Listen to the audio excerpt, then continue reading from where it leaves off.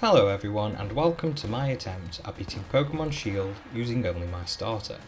There won't really be any rules to this playthrough other than if I get to level 100 and can't progress past a certain point, such as a gym leader or Leon, then I fail the run.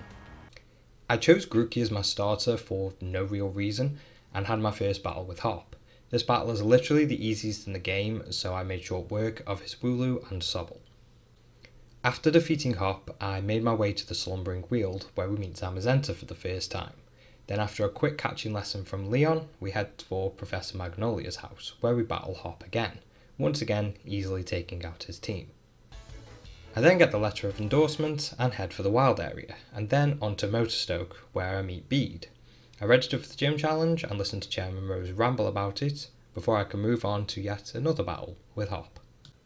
After this, I hit a roadblock in the form of a trainer's Pancham. Somehow I have trouble defeating it not once, but twice, so I evolve Grookey into Thwackey and finally take it out. I make my way through the first Galar mine, defeating Bede along the way. On Route 4, I run into Milo after getting hit by his Wooloo. I then reach the Turffield gym, and after rounding up the Wooloo and defeating the gym trainers, I challenge Milo for my first gym badge.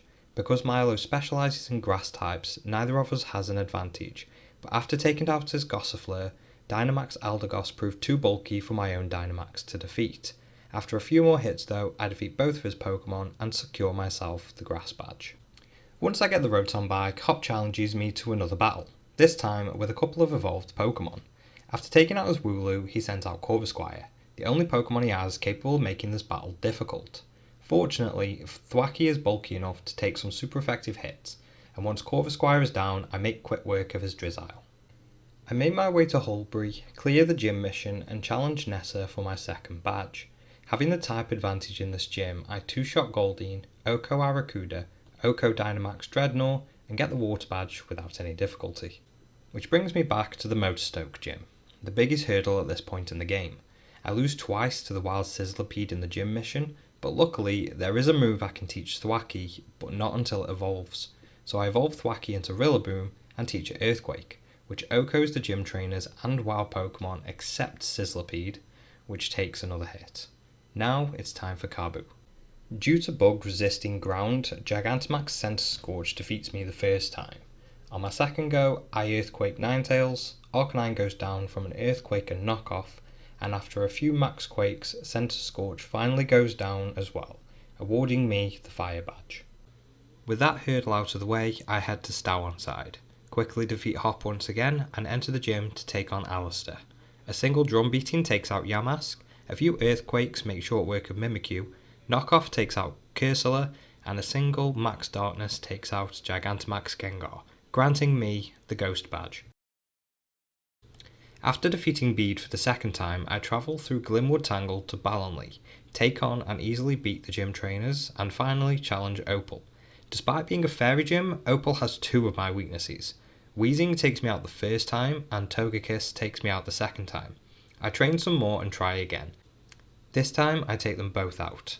Mawile Steel type allows me to defeat it with Earthquake, and I shockingly one-shot Gigantamax Alcremie with Max Overgrowth. Defeating Opal grants me the Fairy Badge.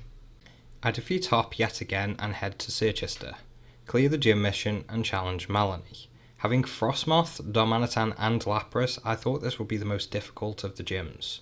A loss from Darmanitan's Zen mode and Lapras' G-Max move made this theory seem true, but on my third attempt I managed to take out Frostmoth, Darmanitan, Ice-Q and Lapras and secure myself the Ice Badge.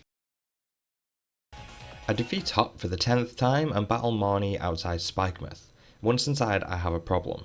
I need two Pokemon to progress due to a double battle in the gym. The best choice for this is Magikarp, due to it only having Splash before it reaches level 15, and it will likely faint before it even moves. With the gym trainers out of the way, I challenge Piers. His first Pokemon is Scrafty, who I take down with Drum Beating.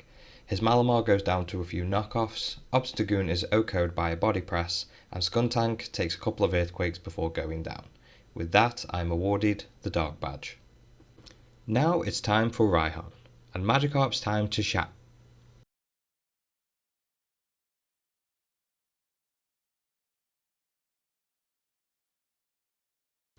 I get revenge on Flygon, Drum Beating takes out Sandaconda, Max Overgrow takes out Gigalith, and Max Quake defeats G-Max Duraludon. The Dragon Badge marks the end of the gym leaders. At the quarterfinals of the gym challenge, I make quick work of Marnie and Hop. We find out the chairman is up to no good, so we get the monorail key and head for Rose Tower. Once at the top, I defeat Oleana and watch Rose try to persuade Leon that destroying the world is a good thing. Leon's only interest is the gym challenge, so we head back to Wyndon Stadium for the semi-finals. Bede interrupts, so I put him in his place. I once again easily defeat Nessa. Alistair gives me some trouble, but eventually goes down, and Raihan is much easier in a single battle.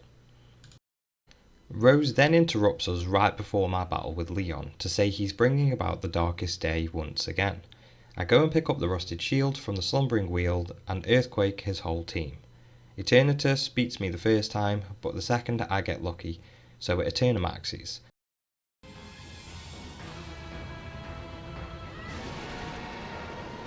Lucky for us though, Zacian and Zamazenta appear and I'm forced to catch another Pokemon.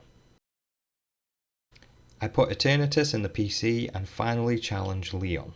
Unfortunately, Leon has two powerful fire types and a Dragapult with Flamethrower, so my first 4 attempts all end in defeat. I level up some more and try again.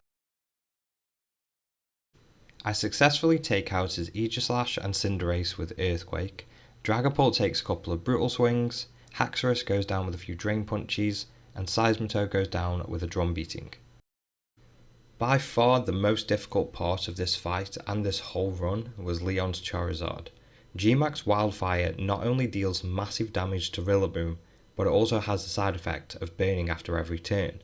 This burn isn't a status condition however, so I can't heal it like a normal burn. The best strategy I could come up with was to hold off on Dynamaxing and heal every turn until Charizard's G-Max expired. Once Charizard was back to normal, I still had a problem. Its fire and flying attacks still did a lot of damage, meaning it wasn't entirely safe to Dynamax. I spent another few turns just healing up, waiting for its attacks to do little enough damage before I Dynamaxed. One attack did a little over half of Rillaboom's health, and G-Max Wildfire's burn had gone, so this was probably my best chance.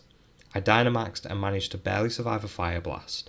I used Max Darkness and Charizard barely survived, so we both healed up, and next turn I fired off another Max Darkness, which it again survived. With my Dynamax gone as well, it seemed like there was a little hope of me winning. I chose to attack instead of heal, and for some reason, Charizard used Ancient Power, dealing very little damage. I got off a brutal swing and finally took down Charizard. And there you have it. I managed to beat Pokemon Shield with only my starter. While Rillaboom probably wasn't the best of the 3 to use, it was the one I wanted to do the playthrough with due to its versatile move pool.